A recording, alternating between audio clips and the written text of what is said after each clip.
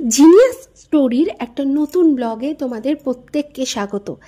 আজকে একটা মেঘলা দিনের ছোট্ট অংশ তোমাদেরকে ব্লগ রূপে প্রকাশ করব। মানে আমার জীবনের একটা মেঘলা দিনের ছোট্ট অংশ।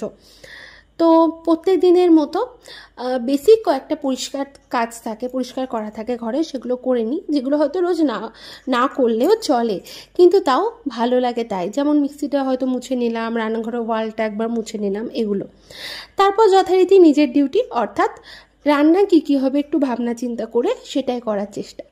সেদিন অবশ্য বেশি কিছু করব এরকম মাথায় ছিল না।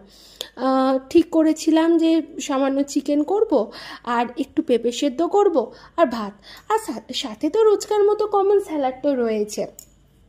তো সেই ব্যবস্থা করেই স্নান করে নিলাম, স্নান করে পুজো করে নিলাম, যেটা ক্লিপ নিতে আমি ভুলে গেছি।